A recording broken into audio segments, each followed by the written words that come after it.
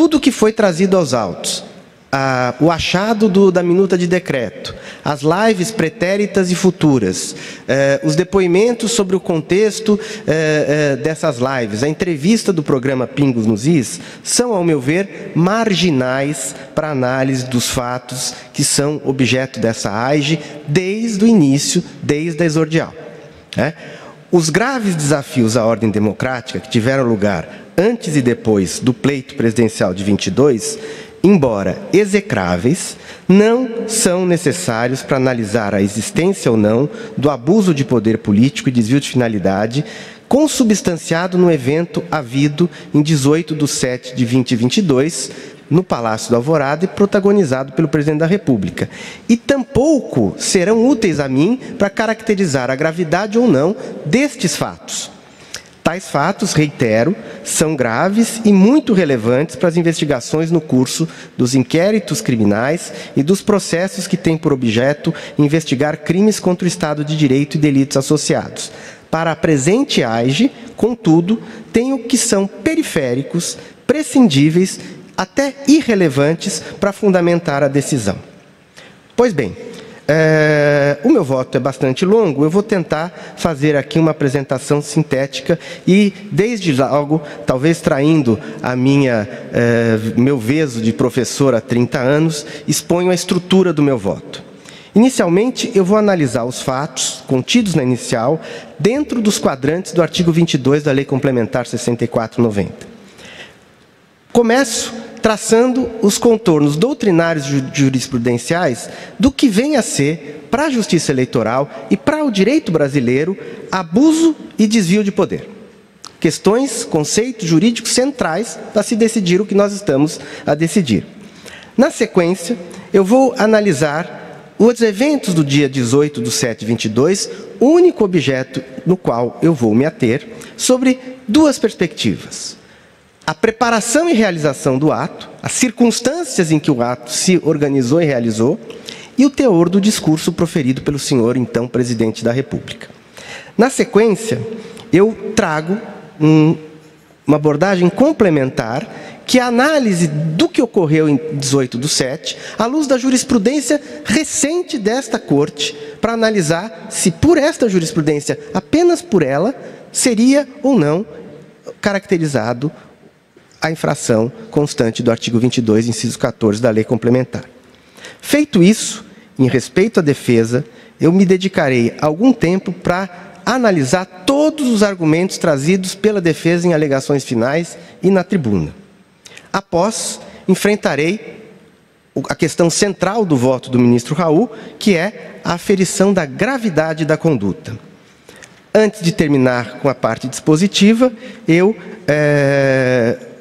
tecerei algumas notas que foram levantadas no debate transcendente a essa Corte, envolvido no presente julgamento, na presente AIGE. Para os senhores ministros que têm cópia do meu voto, eu vou pular toda a parte dos preliminares e já, na versão dos senhores, vou para a página 9 do meu voto. Portanto, superadas as preliminares, como resumi, nós podemos passar à análise da própria representação. E eu farei, reitero, nos estritos termos que foram trazidos na inicial. São incontroversos, ou restaram incontroversos, os seguintes fatos, para termos claro exatamente do que estamos falando. O primeiro investigado, na condição de Presidente da República, promoveu, em 18/7 de 2022, uma reunião com altos representantes diplomáticos estrangeiros. Essa reunião teve lugar no Palácio da Alvorada e foi organizada, isso se extrai dos depoimentos, da prova colhida nos autos, foi organizada sem a participação efetiva dos órgãos da Administração Pública Federal, normalmente encarregadas de organizar eventos governamentais e eventos diplomáticos. Nessa ocasião, o primeiro investigado dissertou em monólogo, sem abertura para perguntas, sobre desconfiança com o sistema de votação eletrônica, vulnerabilidade dos controles do TSE, risco de o candidato que viesse a ter mais sufrágios não ser declarado vencedor por fraude, A alegada parcialidade dos ministros que iriam presidir a Corte Eleitoral, a suposta inutilidade das missões estrangeiras de observação eleitoral, sua condição de candidato indesejado pelos próceres do sistema judiciário e eventual interesse de ministros do TSE em promover a candidatura do seu principal oponente. O evento foi transmitido pela EBC e repercutido nas redes sociais oficiais. São estes os fatos. Tudo mais, antes ou depois, não será objeto do meu voto. Começo, então, pelo enquadramento jurídico da controvérsia. O enquadramento está focado no artigo 22 e seus incisos da Lei Complementar 64. Particularmente, ao que nos importa, o caput e o inciso 14, o texto legal foca a ideia em condutas, ou censura, coibição e sanção a condutas que caracterizem, aspas, desvio ou abuso de poder econômico ou do poder de autoridade ou utilização indevida dos veículos ou meios de comunicação. Diz a lei, apurada essa conduta abusiva, a Justiça Eleitoral aplicará a sanção de inelegibilidade para as eleições que se realizarem nos 8 anos subsequentes à eleição que se verificou. Notem, senhores e senhoras, que o dispositivo do inciso 14 não faz até 8 anos, mas prefixa uma pena de inelegibilidade por 8 anos, portanto, não residindo competência discricionária da Corte de calibrar na proporcionalidade esta consequência sancionatória. É disso que se trata aqui e é nesses termos que eu vou trabalhar.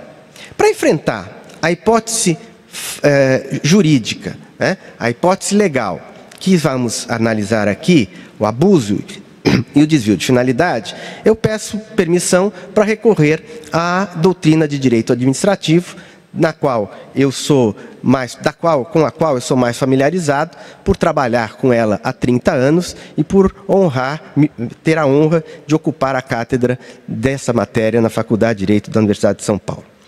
A doutrina de direito administrativo é antiquíssima em definir abuso de poder e desvio de finalidade. Essa é uma figura antiga do direito administrativo, não fosse por nada, porque o direito administrativo tem como uma das suas principais funções conter a autoridade e coibir a extravagância no exercício das competências públicas.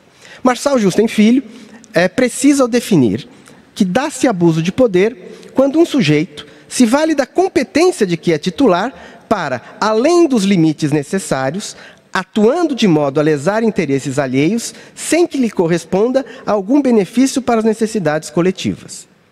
Outro clássico do direito administrativo, que cito aqui na sua edição de 1990, a última com ele em vida, e, portanto, refletindo a sua clássica opinião pessoal, afirma: abuso de poder ocorre quando a autoridade, embora competente para praticar o ato, ultrapassa os limites das suas atribuições ou se desvia das finalidades administrativas.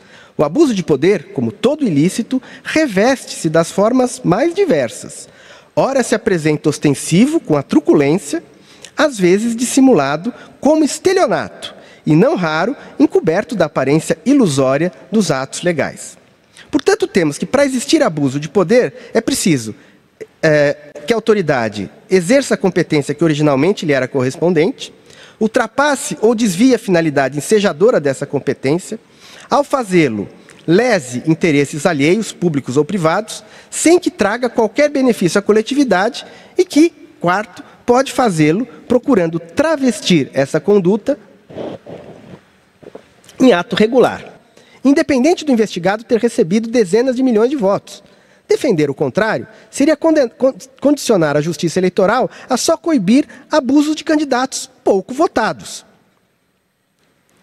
O sucesso da Justiça Eleitoral, insisto, em coibir os efeitos de uma conduta abusiva é absolutamente irrelevante, embora elogiável, para a análise da prática do ilícito. Chego ao final com o meu voto.